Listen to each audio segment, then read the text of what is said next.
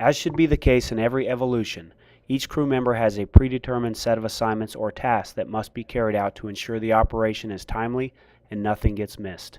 As soon as the parking brake is set, each member should know what his or her job is and get to work. Depending on the structure type, your apparatus style, and your crew's skill set, these assignments and responsibilities will change. The important thing to remember is that there should be a plan and each person should understand their role within that plan. In this scenario, the officer will begin sizing up the structure, communicating with command, and will also be responsible for placing the pads and the outriggers on his side of the apparatus. Due to the size of the ladder required and the distance the firefighters will travel, the officer will load the pedestal with saws. He will climb the pedestal and prepare to ascend once the ladder is placed. The engineer will place the pads and outriggers on the driver's side, grab the 2 hooks or roof kit, and carry them to the pedestal. Once on the pedestal, the engineer should double check to ensure there is no equipment that will get caught between the pedestal and the apparatus chassis. She will begin raising the aerial. Upon exiting the cab, the firefighters will immediately begin placing the secondary ladder. In this case, the 35-foot ladder is needed and both firefighters will be required. If a 24-foot ladder was required, the firefighters' roles may change and involve placing jack plates and outriggers. Again, the goal for the crew should be expediency. Everything gets done with as little communication as possible, and the crew gets to the roof with all the necessary equipment in a timely fashion. Placing the secondary is more of an art than a science. The objective is to ensure the ladder will be close enough to the area of operation that it will provide a means of egress if necessary, but not so close that the roof team will retreat to an area behind it, thus making it ineffective. In general, it should be on the fireside wall where crews will travel on the roof and in a fallback position where firefighters will arrive to as they continue their roof operation. In this scenario, the firefighters had the opportunity to place a secondary ladder in between 2 roll-up doors and in line with a scupper drain. This decreases the possibility of the ladder becoming involved in fire from a venting window or door and provides a true read for the height of the parapet wall. This parapet is less than 2 feet and will allow quick egress from the roof. Once the climbing angle is set, one firefighter will tie the halyard while the second firefighter takes advantage of getting eyes on the far side of the structure. This is possible because of the ladder's proximity to the far side. Please notice the timing. Again, expediency is everything. This aerial view gives you an opportunity to visualize where the primary and secondary ladders are located in relation to the seat of the fire. Notice, this particular roof construction is a main beam indicated by the black line with lightweight truss joist I-beams or TJI linking off of it. As always, the construction would be revealed in your pre-planning and inspection cuts. As the firefighters arrive back to the apparatus, the aerial should already be in position. The officer is ascending the aerial while the engineer is returning to the ground to finish packing up before rejoining the crew. The first firefighter up should be the saw operator, and the second firefighter should be the hook firefighter. The officer will sound the roof for stability prior to stepping off the ladder, and once on the roof, the officer or first hook will sound a 180-degree area large enough to accommodate the entire crew. The saw firefighter will immediately perform an inspection cut that is out of the path of travel and in a diagonal from the corner. While doing so, the officer and hook firefighter begin donning their SCBA.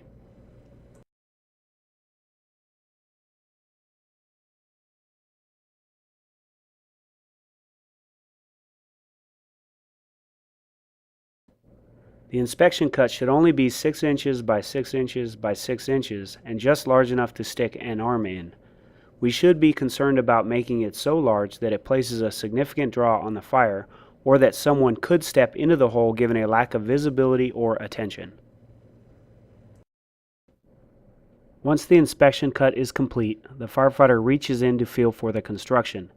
In the event the firefighter cannot reach any structural members due to the on-center spacing, a quick remedy is to make another cut approximately 2 feet away and at a diagonal, as demonstrated here.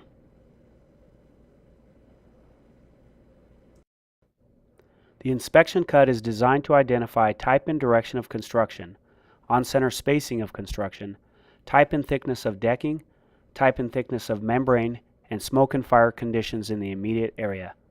This inspection revealed truss joist I-beams approximately 2.5 feet tall at 48 inches on center with 3/4 inch OSB and 2 layers of roofing paper covered by a vinyl membrane. It is important to understand the on-center spacing is directly related to the thicker decking, meaning the further the on-center span, the thicker the decking needs to be. Due to the size of the roof, we should immediately seek out the main beam and its construction if present. Once the firefighter completes the inspection, he will relay his findings to the rest of the roof team. While the firefighter is masking up, the officer will give his report to command and the team will determine their path of travel. When determining path of travel, always consider traveling uninvolved to an involved, and once on the roof, always travel at right angles. We should not be looking for the shortest path to the fire. We are concerned about safety and will use larger main beams and/or load-bearing walls to get us there. An inspection here revealed a glue laminate beam 6 inches by 36 inches with the truss joist I-beams connected by a thin sheet metal hanger. This is in comparison to the opposite side of the TJI, which is connected to a ledger board with a similar sheet metal hanger. This ledger board is 2 by 6 or 4 by 6 inches and is lag bolted to the concrete tilt wall. For this evolution, an experienced firefighter is leading the operation and followed by the saw operator. The officer is positioned behind both. This will allow the officer to listen to the radio, talk on the radio, and survey the entire roof as opposed to focusing on the task of sounding. When the crew's experience is limited, he may want to lead the crew from the front. This may, however, slow down the operation as he stops to talk on the radio and limit his situational awareness due to the task of sounding. With changes of direction in the path of travel, crew should make a diagnostic cut. Due to the location of the fire in this structure, combined with multiple openings on the Charlie side as compared to the Alpha, the roof team chose to travel the Charlie side or fire side wall to allow for the opportunity to make visual inspections as they progress towards the seat of the fire. These visual inspections increase their situational awareness of the fire's progress and their proximity to it. This structure has a small cricket against the wall to facilitate water drainage. Notice that the crew positions themselves far enough off the bearing wall to avoid the cricket as they sound and travel the roof. This ensures the team is sounding the actual roof as opposed to the built-up cricket above. Crews will use diagnostic cuts as they progress towards the fire. Notice that each member takes an opportunity to look over the edge throughout their transition. As the first due truck, the engineer should have spotted the apparatus to an uninvolved side of the structure and out of the collapse zone. This provides a safe working platform for the crew as they arrive on the roof. On a building this size and in the offensive strategy, the engineer is a vital member of the roof team, as opposed to staying with the truck and manning the pedestal. While donning her air pack, the engineer should have been listening to the radio and sizing up the structure to anticipate any additional tool needs. Examples of additional equipment might include a rotary saw for metal decked roof, long-handled hooks for punching ceilings in buildings with taller voids, hose lines for roof team protection and smoke or fire control during extended operations. In this instance, the engineer brought the second chainsaw and a long-handled hook. As with all later arriving personnel to the roof, the engineer must reach into the initial inspection cut to identify the construction of the roof for her own understanding. She will then follow her crew's path of travel. As the crew arrives to the secondary ladder, which is about as close as they feel they can safely work off the bearing wall, they will quickly discuss the next steps. While the hook and saw operator transition to the safety of the main beam, the officer will drop a rope bag for the purpose of securing a hose line in the future and will make a radio call to an appropriate resource for the line, preferably an engine company. It is much more efficient on this size structure to bring the line up the secondary ladder as it is closer to the working area. The officer will then sound his way to the main beam.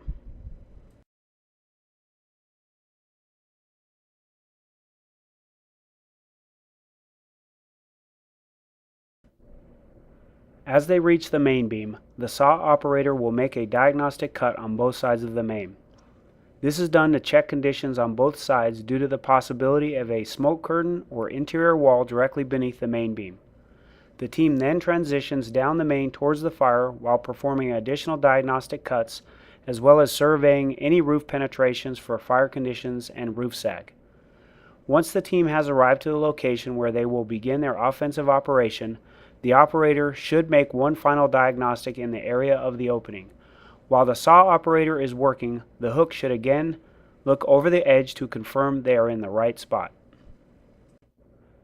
Notice the saw operator's posture, foot placement, and angle of the saw as he cuts the initial heat hole off the main beam. Due to the risk involved in stepping off the main beam and onto lightweight TJI construction within this proximity to the fire, a slight angle is placed on the saw to increase the size of the opening while keeping both feet on the main. The saw operator will start the head cut working against construction and towards his egress. This may require switching hands with the saw.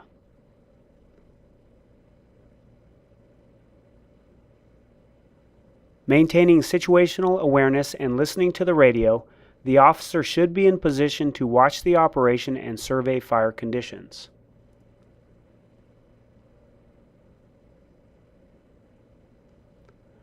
Once the head cut is complete, the saw operator will make dice cuts working back towards the start of the head cut. The bottom cut will be made again towards the escape route.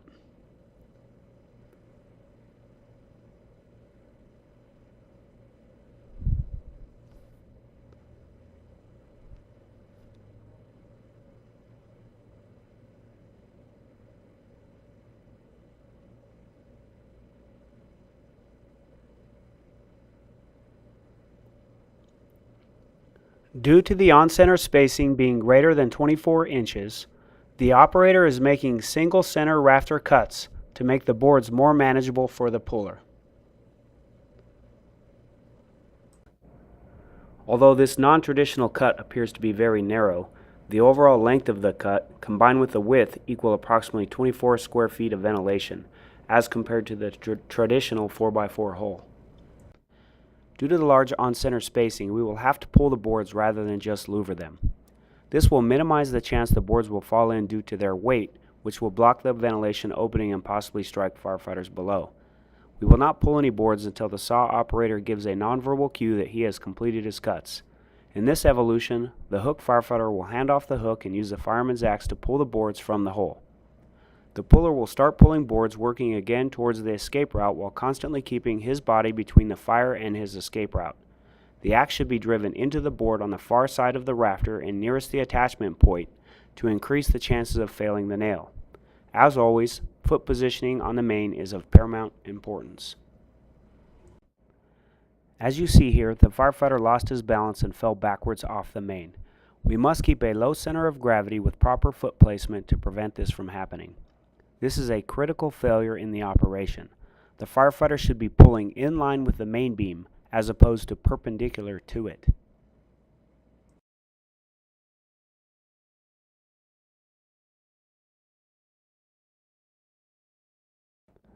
With a large warehouse structure like this, we would anticipate heavy smoke and/or fire at this point. However, there is a chance the hole may be blocked by insulation or a drop ceiling. Based on a lack of smoke conditions, the hook firefighter may need to push these materials in using a long-handled hook. Again, the firefighter will work towards his egress, never allowing fire between him and his escape route. Once the primary hole is complete, the team will evaluate the need for a secondary cut as they retreat to a safer position. This decision should be based off of three concerns.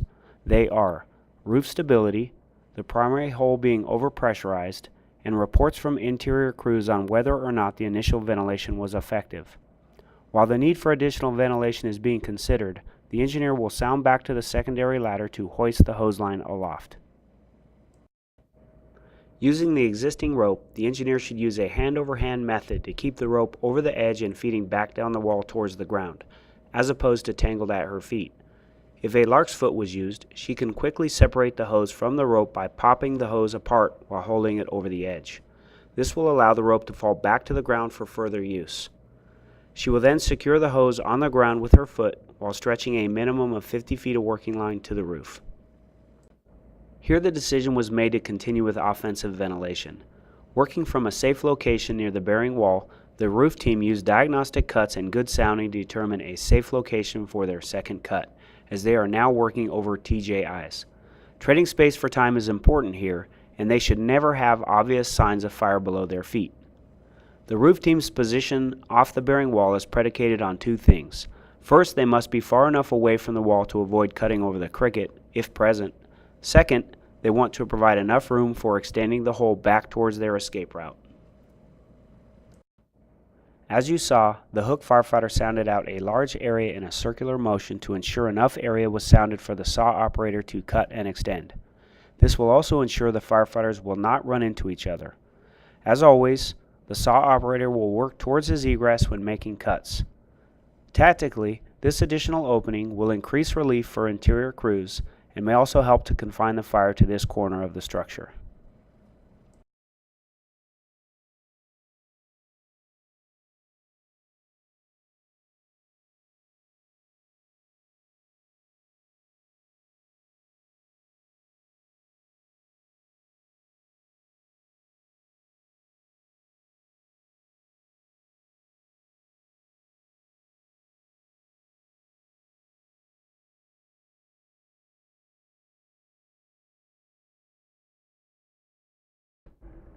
The attached rescue can be very effective for outside duties.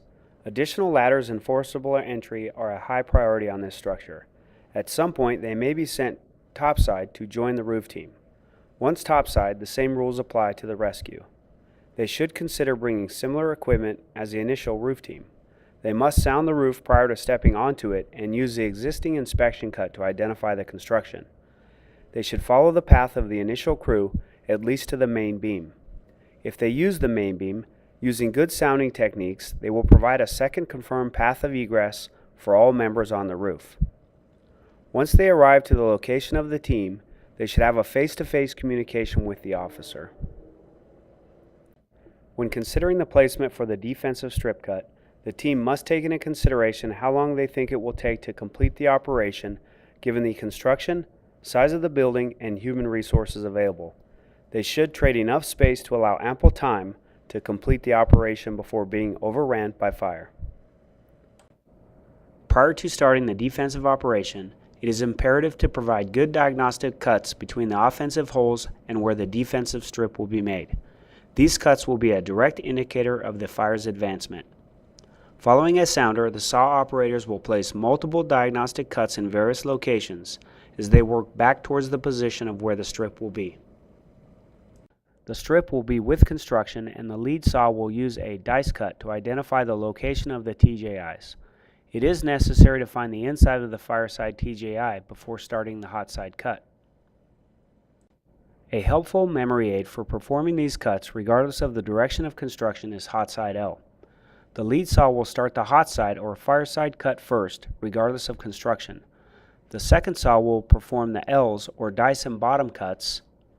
He should hold off to allow the lead saw to create distance between the two of them.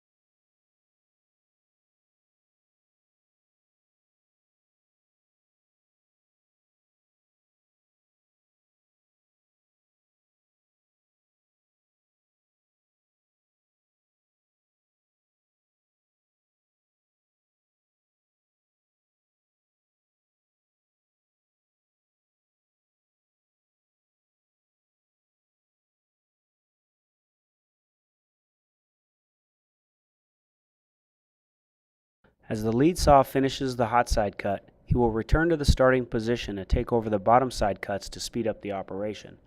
Notice the communication between the two. He may also need to exercise discipline by allowing his partner to create distance.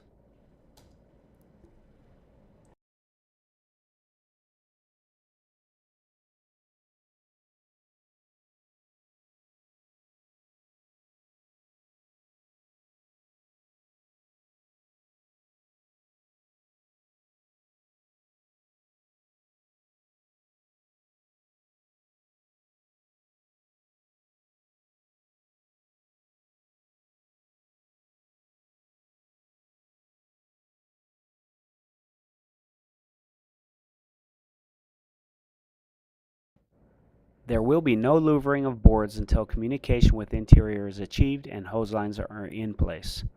Once the officer confirms, there is a coordinated effort amongst all firefighters to open the strip. Each firefighter should work towards the bearing wall as the strip is opened.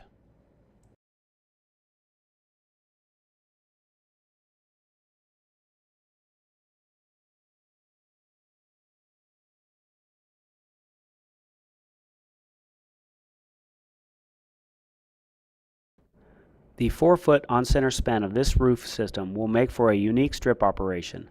The team must decide to make 8-foot louvers if cutting the entire span, 4-foot louvers which leave deadmans, or weighted louvers with the majority of the weight on the non-fire side. The 8-foot louver will be very difficult to manage considering the 3/4 inch decking on overlay. The 4-foot louver will leave a deadman on both the fire and non-fire side. Obviously, deadmans are never preferred, although not as hazardous when working over 3/4 inch decking. This was the method chosen here. The final method is a weighted louver, which will have 1 to 2 feet of board on the fire side of the TJI and 4 feet of board on the non-fire side. The challenge with this operation is that the boards will self-louver as soon as the cuts are complete. This may not provide ample time for a hose line to be placed beneath the cut, which is critical for safe and efficient strip operations. An option here would be to hold off on the bottom cut until the hose line is in place.